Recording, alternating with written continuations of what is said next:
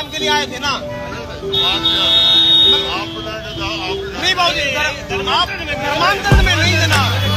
आप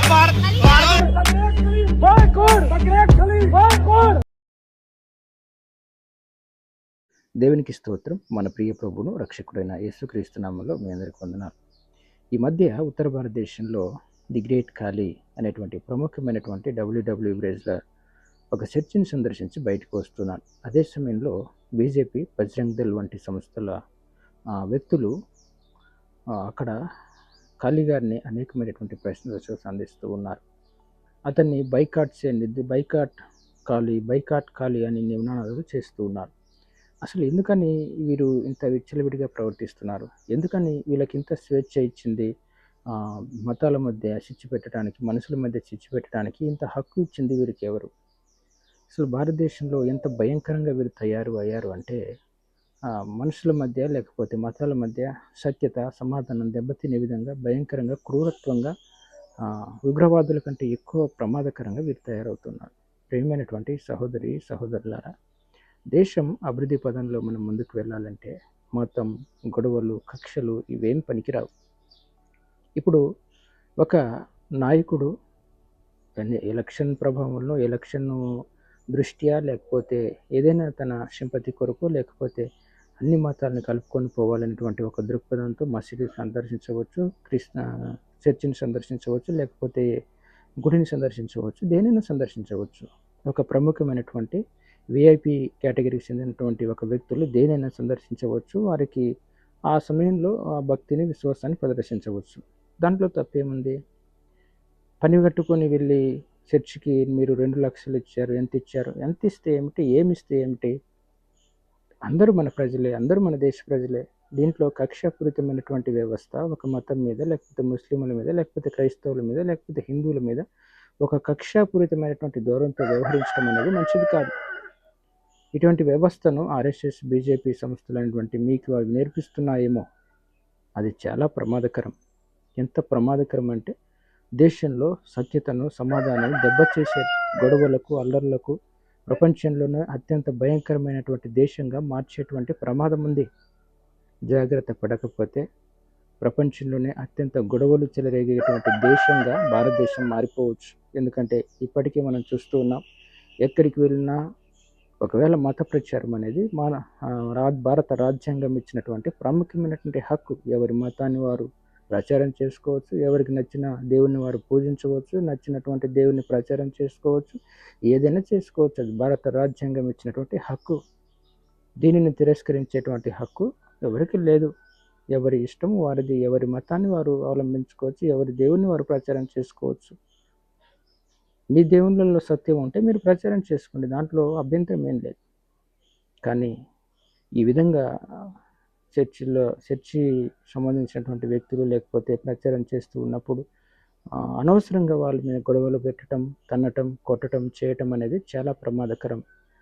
అసలు ఇటువంటి వ్యవస్థను చేయమని, లేకపోతే ఇటీవల తోటి సహోదరుని, అంటే మంచి విశ్వాసాన్ని అవలంబిస్తున్నటువంటి ఒక వ్యక్తిని తన్నమని, కొట్టమని, చంపమని ఒకవేళ మీ గ్రంథాలు మీకు నేర్పించాయేమో, మీ దేవుళ్ళు మీకు నేర్పించారేమో. కానీ యేసు ప్రభు అది నేర్పలేదు. నీ మిత్రుణ్ణి మాత్రమే నీకు ప్రేమించిన యెడల నీకు ప్రతిఫలం ఏమిటి? నీ శత్రువును కూడా ప్రేమించమని యేసు ప్రభు బోధించాడు. ప్రపంచంలో ఏ మానవుడు బోధించలేనటువంటి, ఏ దేవుడు బోధించలేనటువంటి మానవీయ విలువలను యేసుక్రీస్తు బోధించాడు. ఆయన తప్ప ప్రపంచంలో ఏ ఒక్కరు అంత నీతి, నైతిక విలువలను మానవాళికి బోధించలేదు. అంత గొప్ప నైతిక విలువలను, లేకపోతే భక్తి విలువలను బోధించినటువంటి యేసుక్రీస్తును అనుసరిస్తూ అనేక ప్రజలు, నేను మంచి మార్గంలో నడిచాను, నేను ఒకప్పుడు చెడ్డ వ్యక్తిగా నేను బ్రతికాను, త్రాగుడుకు బానిస, ఇష్టానుసారంగా బ్రతికాను, ఇప్పుడు యేసు ప్రభు నమ్ముకున్నాను, నా జీవితం మార్చబడింది అని సమాజంలోకి వెళ్ళి చెప్తూ ఉన్నాడు. అనేక ప్రజలు ఈ విధమైన కష్టాల్లో, బాధల్లో ఉన్నారేమో. నేను మార్చబడ్డాను, నన్ను మార్చినటువంటి దేవుడు మిమ్మల్ని కూడా మార్చగలడు అని వారు ప్రకటిస్తూ ఉన్నారు. దాంట్లో తప్పేముంది?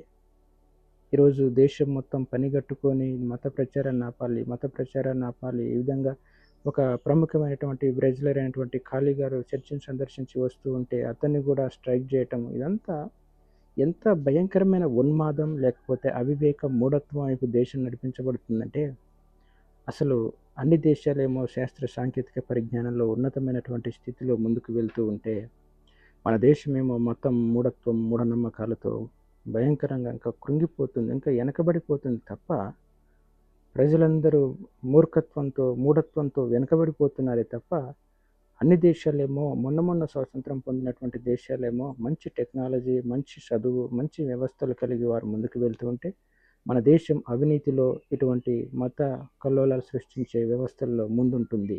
ఎందుకని నాయకులు కూడా శ్రేష్టమైనటువంటి విలువలు ప్రజలకు బోధించట్లేదు.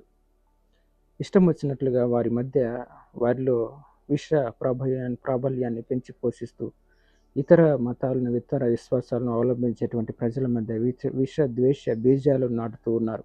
అసలు రాజకీయ విలువలంటే ఏమిటి? ఒక రాజకీయ నాయకుడు ఎంత శ్రేష్టమైనటువంటి రాజకీయాన్ని చేయాలి? దేశం ప్రగతి పదంలో శ్రేష్టమైనటువంటి ముందంజలో వేయాలంటే ఎంత శ్రేష్టమైన రాజకీయాలు చేయాలి? ఇటువంటి చిల్లి రాజకీయాల, మతాల మధ్య చిచ్చు పెట్టడం, మతాలను రెచ్చగొట్టడం, ప్రజల మధ్య సౌభ్రాతృత్వాన్ని, ప్రజల మధ్య సమాధానాన్ని దెబ్బతీసి గొడవలకు, అశాంతికి దారితీయడం ఇదే. ఈ విధంగా ముందుకు వెళ్తే దేశం అభివృద్ధి చెందుతుంది. ఎంత దేశం అభివృద్ధి చెందితే ఏముంది? ప్రజల మధ్య సమాధానం, శాంతి లేకపోతే, ఒక మతము లేకపోతే ఒక విశ్వాసాన్ని అవలంబించే ప్రజల మధ్య సమాధానం, శక్యత లేకపోతే దేశం ఎంత అభివృద్ధి చెందుతుంది? ఆర్థికంగా ఎంత ఉన్నతమైన స్థితిలో ఒక మానవుని యొక్క దారిద్ర్య రేఖకు మనిషి ఎగబాకినంత మాత్రాన మనుషుల మధ్య శాంతి, సమాధానం లేకపోతే అసలు ఎందుకు దేశం అభివృద్ధి చెంది? దేశ అభివృద్ధి అనేది ప్రజల మధ్య శాంతి, సమాధానాల అభివృద్ధి కూడా ప్రాముఖ్యమైనది. శాంతి, సమాధానం, సౌభ్రాతృత్వాన్ని ఎంత కాపాడుతున్నారనేది చాలా ప్రాముఖ్యమైనది.